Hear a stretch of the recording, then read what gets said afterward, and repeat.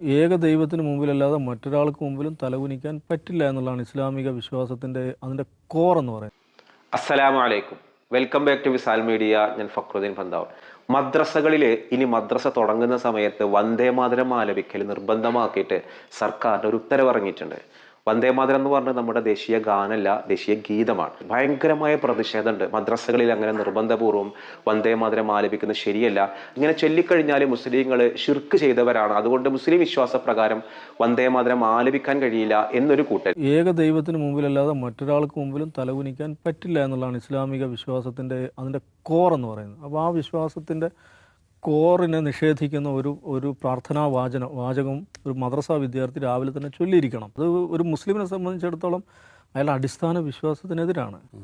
ഒരു ഏക ദൈവത്തിന് മുമ്പിലല്ലാതെ മറ്റൊരാൾക്ക് മുമ്പിലും തലകുനിക്കാൻ പറ്റില്ല എന്നുള്ളതാണ് ഇസ്ലാമിക വിശ്വാസത്തിൻ്റെ അതിൻ്റെ കോർ എന്ന് പറയുന്നത്. അപ്പോൾ മറുകൂട്ടര് പൊളിറ്റിക്സ് ആണ്. അങ്ങനെ ഒരാളെ കൊണ്ട് നിർബന്ധിപ്പിച്ചിട്ട് മദ്രസ പോലെയുള്ള മതസ്ഥാപനങ്ങളിൽ വന്ദേ മാതരം എന്ന ദേശീയ ഗീതം ചൊല്ലിപ്പിക്കുന്നത് ശരിയല്ല എന്ന് പറയുന്ന ഒരു കൂട്ടരുണ്ട്. വന്ദേ മാതരം ചൊല്ലിയാൽ ശിർക്കാവുമോ? നമ്മളിപ്പോൾ ഒരു വന്ദേ മാതരത്തിലെ വരികൾ ചൊല്ലിയാൽ നമ്മുടെ വിശ്വാസം നഷ്ടപ്പെടുമോ? അതായത് വന്ദേ മാതരം മദ്രസകളിൽ നിർബന്ധാക്കിയത് ബംഗാൾ സർക്കാരാണ്. ബംഗാളിലെ പുതിയ BJP ഭരണകൂടമാണ് ഇങ്ങനെ മദ്രസകൾ, അതായത് സർക്കാരിന്റെ സഹായത്തോടു കൂടി പ്രവർത്തിക്കുന്ന അല്ലെങ്കിൽ അംഗീകാരമുള്ള മദ്രസകൾ, അത്തരം മദ്രസകളിലാണ് ഇനി മുതൽ വന്ദേ മാതരം ആലപിക്കണം എന്നൊരു നിർബന്ധം അവിടുത്തെ BJP സർക്കാർ കൊണ്ടുവന്നത്. അതൊരിക്കലും അംഗീകരിക്കാൻ കഴിയുന്ന ഒരു കാര്യമില്ല. ഞാൻ ഈ വീഡിയോയിൽ പറയുന്ന ഒരു കാര്യം അതിന്റെ പൊളിറ്റിക്സിന്റെ കാര്യങ്ങളല്ല. ഇങ്ങനെ വന്ദേ മാതരം ആലപിച്ചു കഴിഞ്ഞാൽ നമ്മൾ ഇസ്ലാമിൽ നിന്ന് പുറത്തു പോവോ, ഷിർക്കായി പോവോ എന്ന് വാദിക്കുന്ന ആളുകളുണ്ട്. വന്ദേ മാതരം എന്ന് പറയുന്ന ഈ ഒരു ദേശീയ ഗീതം ഉണ്ടായത് ഈ ബങ്കിം ചന്ദ്ര ചാറ്റർജി എന്ന് പറയുന്ന ഒരു നോവലിസ്റ്റ്, ഒരു സാഹിത്യകാരൻ, അദ്ദേഹത്തിന്റെ ആനന്ദമഠം എന്ന് പറയുന്ന ഒരു സംസ്കൃത നോവലുണ്ട്. ആ 1800കളിൽ രചിക്കപ്പെട്ട ഒരു സംസ്കൃത നോവലാണ്. ആ ഒരു നോവലിൽ ഉള്ള ഒരു ഗാനമാണ് ഈ വന്ദേ മാതരം എന്ന് പറയുന്ന ഗാനം. വന്ദേ മാതരത്തിലെ വരികളിൽ ഈ ഭാരതത്തിനെ ഒരു അമ്മയായി, ലക്ഷ്മി ദേവിയായി, ദുർഗയായി, സരസ്വതി ദേവിയായി ചിത്രീകരിക്കുന്നുണ്ട്. അതിന്റെ മുന്നിൽ നമിക്കുന്നു എന്നൊരു വരിയുണ്ട്. ഈ വരി മൂലം ഇങ്ങനെ നമ്മൾ നമിച്ചു കഴിഞ്ഞാൽ നമ്മൾ മുശ്രിക്കായി പോവില്ലേ? നമ്മൾ പടച്ച റബ്ബിന്റെ മുന്നിൽ മാത്രമല്ലേ നമ്മുടെ ശിരസ് കുനിക്കാൻ പറ്റൂ എന്നൊരു വിശ്വാസപ്രകാരമാണ് ഇതൊരു വലിയ വിവാദമായിട്ട് മാറുന്നത്. സത്യത്തിൽ നമ്മൾ എന്താണ് ഷിർക്ക്, അല്ലെങ്കിൽ ഇങ്ങനെ ചെയ്തു കഴിഞ്ഞാൽ നമ്മൾ മുശ്രിക്കായിട്ട് പോവോ? അതാണ് ഈ വീഡിയോയിൽ പറയുന്നത്. വന്ദേ മാതരം എന്ന് പറഞ്ഞാൽ അമ്മേ ഞാൻ നിന്നെ വന്ദിക്കുന്നു, സ്വാഗതം ചെയ്യുന്നു എന്നൊക്കെയാണ്, വണങ്ങുന്നു എന്നൊക്കെയാണ് അർത്ഥം. പിന്നെ സുജലം സുഫലം എന്ന് പറയുന്ന ഒരു വരിക്ക് ധാരാളം ജലവും ഫലസമൃദ്ധിയുമുള്ള ഒരു നാടാണ് നമ്മുടെ ഭാരതത്തിന്റെ പ്രകൃതി വിഭവങ്ങളെ കുറിച്ചാണ് പറയുന്നത്. ഫലമാരുതം കൊണ്ടും തണുപ്പ് കൊണ്ടും സൗഖ്യവും ഒക്കെ നിറഞ്ഞൊരു നാട്, പിന്നെ പച്ചപ്പാർന്ന കൃഷിയിടങ്ങൾ കൊണ്ട് സമൃദ്ധമായ ഒരു മാതൃഭൂമി.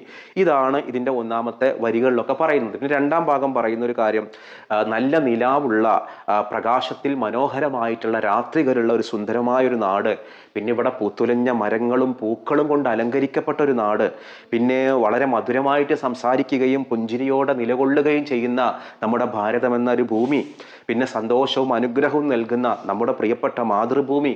ഇതൊക്കെയാണ് ഈ ഒരു വന്ദേ മാതരം എന്ന് പറയുന്ന വരികൾ. ഇതൊക്കെ വളരെ സുന്ദരമാണ്, കേൾക്കാനും ചെല്ലാനും ഒക്കെ രസമാണ്. പിന്നെ അതിൻ്റെ ഒരു മൂന്നാം ഭാഗം പറയുന്ന ഒരു ഭാഗമാണ്, കോടിക്കണക്കിന് ജനങ്ങളുടെ ശബ്ദം മുഴങ്ങുന്ന ഒരു നാടാണ്. നമ്മുടെ നാട്ടിൽ ഒരുപാട് ജനങ്ങളുണ്ടല്ലോ, അതാണ് ആ വരികളിൽ അന്നും ഉണ്ടായിരുന്നല്ലോ. പിന്നെ കോടിക്കണക്കിന് കരങ്ങളാൽ ആയുധശക്തിയുള്ള നാട്, നമ്മുടെ പവർഫുൾ ആണ് അവിടെ കാണിക്കണേ, നമ്മൾ വളരെ ശക്തരാണെന്ന് കാണിക്കുകയാണ്. പിന്നെ പറയാണ്, ആരാണ് നമ്മുടെ ഭാരതത്തിന് ദുർബലം എന്ന് പറയുന്നത്? നമ്മുടെ ഈ ഭാരതം എന്ന അമ്മക്ക് ഭയങ്കര ശക്തിയുണ്ട് എന്ന് പറഞ്ഞിട്ട്, മഹാശക്തിയുള്ളവളാണ് നമ്മുടെ ഈ ഭൂമിയെ എപ്പോഴും ഒരു സ്ത്രീലിംഗമായിട്ടാണ് കണക്കാക്കുക. ഭൂമി, പുഴ, അറബിയിലും അങ്ങനെ തന്നെയാണ്. പിന്നെ അതുകൊണ്ട് തന്നെ ശത്രുക്കളെ ജയിക്കുന്ന രക്ഷകനായ നമ്മുടെ മാതൃഭൂമിയെ ഞാൻ നമിക്കുന്നു എന്നുള്ളതാണ് അതിന്റെ വരി അവസാനിക്കണത്. അഞ്ചാം ഭാഗമാണ് ഈ ശിർക്ക് ആരോപിക്കുന്ന ഒരു ഭാഗം. നമ്മൾ ആദ്യം ഇതിലെ ഈ അഞ്ചാം ഭാഗത്തിലുള്ള വിവാദപരമായ വരിയൊന്ന് വായിക്കാം. അതായത് ഭൂമിയെക്കുറിച്ച്, നമ്മുടെ ഭാരതത്തെക്കുറിച്ച് പറയാണ്, 10 ആയുധങ്ങൾ കൈവശമുള്ള ഒരു ദുർഗാദേവിയാണ് നീ. അതായത് ഈ ഒരു ദേവസങ്കല്പങ്ങളിലെ ഒരു ആയുധങ്ങളുടെ, ഒരു ശക്തിയുടെ, യുദ്ധത്തിന്റെ ഒരു പ്രതീകമാണ് ദുർഗാദേവി. അതിന്റെ കയ്യിൽ കുറെ കൈകളും 10 ആയുധങ്ങളും ഉണ്ട് അത്രേ. അതിനൊക്കെ ഓരോരോ സിംബോളിക്കാണ്, അതൊന്നും ഇപ്പോൾ വിശദീകരിക്കണില്ല. പിന്നെ പറയുന്നൊരു കാര്യം, താമരയിൽ വസിക്കുന്ന ലക്ഷ്മി ദേവിയാണ് നീ. അതായത് ഒന്ന് നമ്മുടെ പവർഫുൾ കാണിക്കുന്നു, നമ്മുടെ സമ്പന്നത. ലക്ഷ്മി ദേവി എന്ന് പറഞ്ഞാൽ നമ്മുടെ സമ്പന്നതയാണ് കാണിക്കുന്നത്. പിന്നെ പറയുന്നത് ജ്ഞാനം നൽകുന്ന സരസ്വതി ദേവിയാണ് നീ. അതായത് ഒരുപാട് അറിവുകൾ, സരസ്വതി ദേവി എന്ന് പറഞ്ഞാൽ അറിവിന്റെ ദേവതയായിട്ടാണ് അവർ കാണിക്കുന്നത്. അതുകൊണ്ട് ഈ ഒരു ഭൂമിയെ ഞാൻ നമിക്കുന്നു എന്നുള്ളതാണ് ഈ വരിയിലുള്ളത്. ഇങ്ങനെ ചെയ്തു കഴിഞ്ഞാൽ, ഇങ്ങനെ നമ്മൾ ഈ ഒരു സരസ്വതി ദേവിയാണ്, ലക്ഷ്മി ദേവിയാണ്, ദുർഗാദേവിയാണ്, ഇതൊക്കെ ശക്തിയുടെയും അതേപോലെ സമ്പന്നതയുടെയും അറിവിന്റെയും 3 ഭാഗങ്ങൾ പറഞ്ഞതാണ്. എന്നിട്ട് ഞാൻ നമിക്കുന്നു എന്നൊക്കെ പറയുമ്പോൾ അത് ശിർക്കായി പോകൂലേ? അതായത് സത്യം പറഞ്ഞാൽ മക്ബറയിൽ പോയിട്ട് ദുആ ചെയ്താൽ ശിർക്കായി പോകുന്നു വിശ്വസിക്കുന്ന ആളുകൾ നമ്മുടെ കൂട്ടത്തിലുണ്ട്. ഏതെങ്കിലും ബദരീങ്ങളെ എന്ന് വിളിച്ചാൽ, മമ്പുറന്നങ്ങളെ എന്ന് വിളിച്ചാൽ ഒരു മുശ്രിക്കായി പോകുന്നു എന്ന് വിശ്വസിക്കുന്ന ആളുകളുണ്ട്. ഷിർക്ക് എന്ന് പറഞ്ഞാൽ ഇപ്പോൾ മരിച്ചവർക്ക് ജീവൻ വെച്ച് കൊടുക്കുന്നത് ആരാണ്? അത് അള്ളാഹു ആണല്ലോ. ഒരാൾക്ക് പോലും മരണപ്പെട്ട ഒരാൾക്ക് ജീവൻ കൊടുക്കാൻ കഴിയില്ല. പക്ഷേ ഇബ്രാഹിം നബി അലൈഹി സ്വലാമിനെ കുറിച്ച് ഖുർആനിൽ പറഞ്ഞെടുത്ത ഒരു പക്ഷിയെ നിങ്ങൾ അറുത്തിട്ട് ഒരു മലകളുടെ വ്യത്യസ്ത ഭാഗങ്ങൾ കൊണ്ടിടുക, എന്നിട്ട് നിങ്ങൾ അത് ഉണ്ടാകൂ എന്ന് പറയുമ്പോൾ അതൊരു പക്ഷിയായിട്ട് പറന്നു പോകുന്ന ഒരു സംഭവം വിശുദ്ധ ഖുർആനിലുണ്ട്. അങ്ങനെയാണെങ്കിൽ ഇബ്രാഹിം നബി അലൈഹി സ്വലാമിനെ അള്ളാഹു ആണ് നമ്മൾ വിശ്വസിക്കുന്നുണ്ടോ? ഒരു ജീവനില്ലാത്തൊരു വസ്തുവിനെ അറുത്ത് കഷ്ണങ്ങളാക്കിയിട്ട് വ്യത്യസ്ത മലകളിൽ കൊണ്ടിട്ടിട്ട് അത് ഉണ്ടാകൂ എന്ന് പറയുമ്പോഴേക്കും ഒരു പക്ഷിയായിട്ട് പറന്നു പോയെങ്കിൽ നമ്മൾ ആരെങ്കിലും ഇബ്രാഹിം നബി അലൈഹി സ്വലാമിനെ അള്ളാഹ് എന്ന് വിശ്വസിക്കുന്നുണ്ടോ? ഷിർക്കാണോ അങ്ങനെയുള്ള ഒരു വിശ്വാസം? വേണ്ട. ഇനി ഈസാ നബി അലൈഹി സ്വലാം മരിച്ചവരെ ജീവിപ്പിച്ചത് അതും ഖുർആനിലൊക്കെ കാണാം. എന്ന് വെച്ചാൽ ഈസാ നബി അലൈഹി സ്വലാമിനെ നമ്മൾ അങ്ങനെ മരിച്ചവരെ ജീവിപ്പിക്കും വിശ്വസിച്ചാൽ നമ്മൾ ഷിർക്കാവോ? ഇതൊക്കെ അള്ളാഹു കൊടുക്കുന്ന കഴിവ് കൊണ്ട് മാത്രം സംഭവിക്കുന്നതാണ് എന്നുള്ളൊരു വിശ്വാസം നമ്മുടെ ഉള്ളിലുള്ളത് കൊണ്ട് ഇതൊന്നും ഈസാ നബിയുടെയോ ഇബ്രാഹിം നബിയുടെയോ എന്താ പറയുക സ്വതന്ത്രമായ കഴിവല്ല. ഇതൊക്കെ ആര് കൊടുക്കുന്ന കഴിവാണ്? അപ്പോൾ നമ്മളിപ്പോൾ ഇനി ബദരീങ്ങളോട് സഹായം ചോദിച്ചാലും, മമ്പുറത്ത് പോയാലും, പുത്തമ്പള്ളിക്ക് പോയാലും, ഏത് മക്കാമിൽ പോയാലും നമ്മുടെ വിശ്വാസം എന്താണ്? അതൊന്നും അവരുടെ കഴിവല്ല. അതൊക്കെ ആരുടെ കഴിവാണ്? അള്ളാഹുവിൻ്റെ കഴിവാണ്.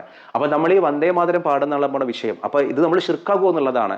ഈ ഒരു വീഡിയോ നിങ്ങൾക്ക് സാധാരണ ഞാൻ പറയുന്ന ഒരു വീഡിയോയുടെ ഒരു സ്റ്റൈൽ അല്ലാത്തത് കൊണ്ട് ഒരു പക്ഷേ നിങ്ങൾക്ക് അരോചകമായിട്ട് തോന്നാം. പക്ഷേ ഇത് നിങ്ങൾക്ക് ഒരുപാട് അറിവുകൾ കിട്ടുന്ന ഒരു വീഡിയോ ആണ്. നിങ്ങൾ മുഴുവനായിട്ട് കാണാം.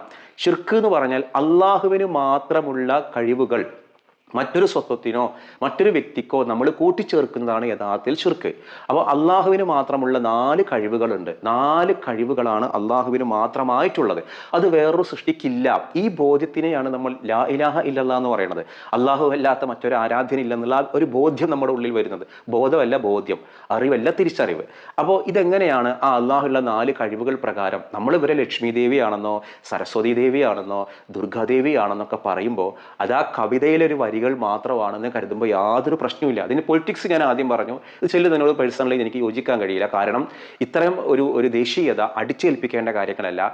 ഒരു സ്ഥാപനങ്ങളിലും ദേശീയ ഗീതം അടിച്ചേൽപ്പിക്കേണ്ട ആവശ്യമില്ല. പക്ഷെ ഇങ്ങനെ ചെയ്തു കഴിഞ്ഞാൽ ഷിർക്കാകോ എന്നുള്ളതിൻ്റെ ഒരു മറുപടിയാണ് ഞാൻ ഈ വീഡിയോയിൽ ഞാൻ പറയുന്നത്. ഇതെൻ്റെ ഗുരു എനിക്ക് പറഞ്ഞു തന്ന ഷിർക്കിനെ കുറിച്ചുള്ള ഡെഫിനിഷനും എന്താണ് ഷിർക്ക് എന്നുള്ള കാര്യമാണ് ഈ വീഡിയോയിൽ ഞാൻ ആശ്രയിച്ചിട്ടുള്ളത്. അപ്പോൾ 4 കാര്യങ്ങൾ.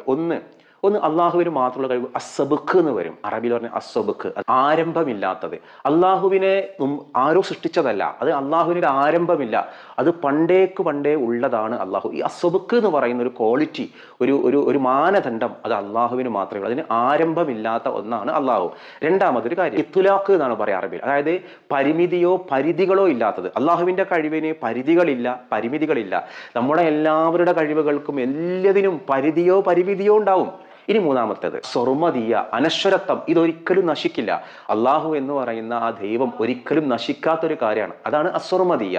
4മതൊരു കാര്യം ദാത്തിയ എന്നുള്ളതാണ്. ദാത്തിയ എന്ന് പറഞ്ഞാൽ സ്വയം സിദ്ധമായത്, സ്വയം എല്ലാ കഴിവുകളും സ്വയം ആർജിച്ചെടുക്കുന്നതാണ്. അപ്പൊ എൻ്റെ കഴിവുകൾ എന്നെ വളർത്തിക്കൊണ്ടുവന്ന ഒരാള് എനിക്ക് പഠിപ്പിച്ചെന്ന കാര്യങ്ങളാണ്.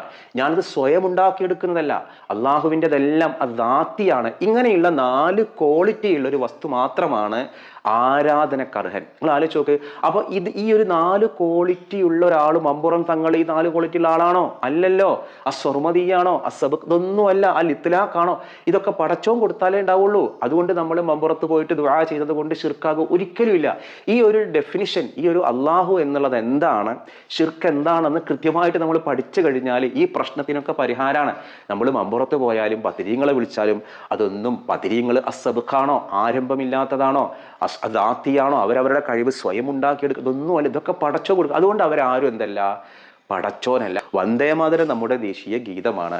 അത് പാടാൻ സർക്കാർ നിർബന്ധിക്കുന്നുണ്ടെങ്കിൽ ഒക്കെ ആലപിച്ചോളൂ. എന്താണ് പ്രശ്നം? അത് നമ്മുടെ വിശ്വാസത്തെ ബാധിക്കുന്ന ഒരു പ്രശ്നമല്ല. പിന്നെ പൊളിറ്റിക്സ്, അത് നമ്മൾ നേരത്തെ പറഞ്ഞല്ലോ, അതിനോട് യോജിക്കുന്നവരും വിയോജിക്കുന്നവരൊക്കെ ഉണ്ടാവാം. അപ്പൊ ഈ ഒരു വീഡിയോ നിങ്ങൾക്ക് വളരെ ഇൻഫോർമേറ്റീവായൊരു വീഡിയോ ആണ്. അള്ളാഹുവിന് മാത്രം ബാധകമാകുന്ന ഒരു കാര്യം, ഈ പറഞ്ഞ 4 ക്വാളിറ്റി അത് മറ്റൊരു വ്യക്തിക്കോ മറ്റൊരു സ്വത്വത്തിനോ ഉണ്ടെന്ന് വിശ്വസിക്കുക. ഇങ്ങനെ വിശ്വസിക്കുന്നതാണ് ഷിർക്ക്. അപ്പൊ എന്താണ് ഷിർക്ക്, എന്താണ് ഉലൂഹിയത്ത് എന്നുള്ളത് കൃത്യമായിട്ട് പഠിച്ചാൽ തീരാവുന്ന പ്രശ്നങ്ങളേ ഉള്ളൂ. ഇനി മദ്രസകളിൽ ഇനിയിപ്പോൾ വന്ദേമാതരം ചെല്ലി എന്താ കുഴപ്പം? മുസ്ലിമിനെ സംബന്ധിച്ചിടത്തോളം ഷിർക്ക് എന്താണെന്ന് ഈ പറഞ്ഞ ഡെഫിനിഷൻ നമ്മൾ മനസ്സിലാക്കിയാൽ അതൊരിക്കലും വന്ദേമാതരം എന്നല്ല, ഷിർക്കല്ല.